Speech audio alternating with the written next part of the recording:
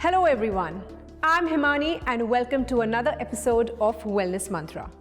Today we will talk about urinary incontinence, a condition that a lot of people we know will be living with without even considering it as a condition. Urinary incontinence or involuntary leakage of urine is more common than you think. It is more prevalent among females after pregnancy, delivery or menopause.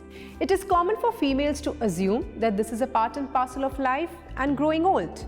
So, let me introduce Urologist Dr. Shirley Bang, a practitioner since 2009, who will tell us how to deal with this condition. Hello doctor, welcome to Wellness Mantra. Thank you for having me here. Thank you for joining us. Doctor, to kickstart this episode, I wanted to ask you, one, what is urinary incontinence? And I also want to ask you, is this more prevalent in women as they age? So urinary incontinence basically means involuntary leakage of urine. So we generally categorize into two main types of urinary incontinence. We have the urge urinary incontinence and the stress urinary incontinence. Urge urinary incontinence is when the person feels this compelled urge to pass urine and then there is involuntary leakage of urine. Stress urinary incontinence is when the person exerts himself or herself, such as sneezing, coughing, exercising, and then there is leakage of urine. Yes, and it is more common in women. Are there risk factors involved in urinary incontinence in females? Yes, definitely. So for female, basically pregnancy, childbirth and menopause, they are risk factors for developing urinary incontinence. Whereas for men it's a bit different.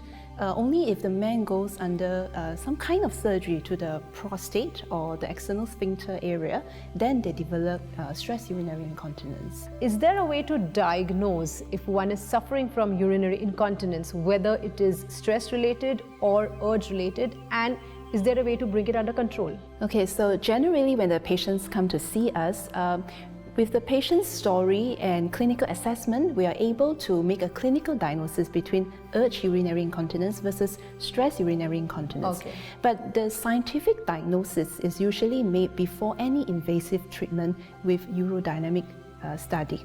So for urge urinary incontinence, or better known as overreactive bladder, we must make sure that the patient actually doesn't come with sensory urgency. It's when he or she has the urge to pass urine, or rather than a habit to empty the bladder, before a long trip or before a meeting, and that may not be the real overreactive bladder.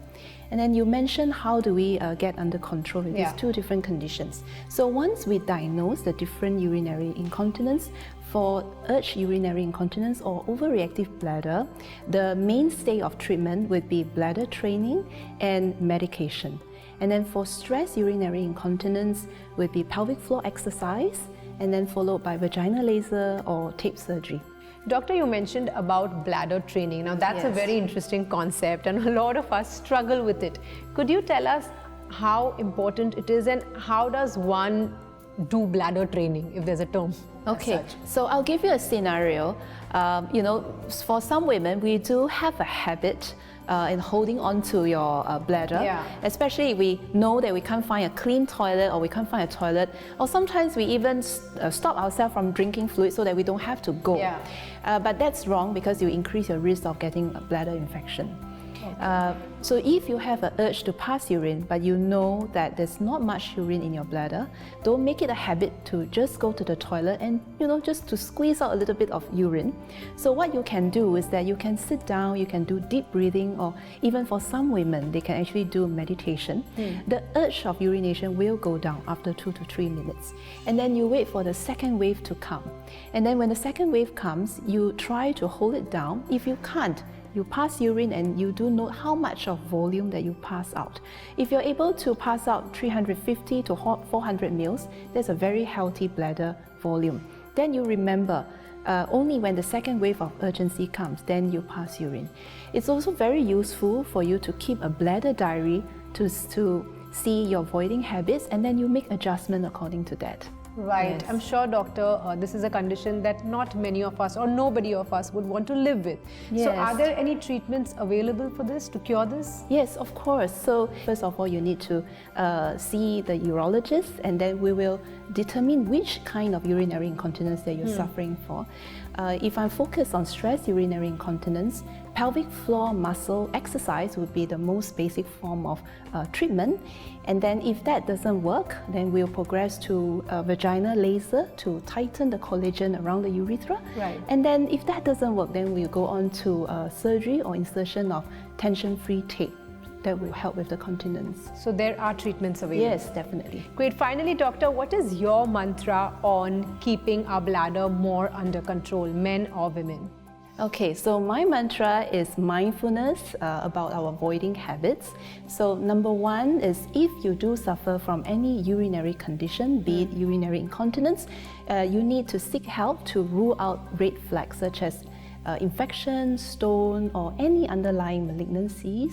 And then if everything else rule out, then we will control our own bladder, and don't let the bladder control you. And always remember that there's treatment available for all kinds of urinary conditions. Great. So that provides us much solace. Yes, there is treatment available, and like doctor said, you control the bladder and do not let the bladder control you. Thank you so much, doctor. It was wonderful talking to you. Thank you so much.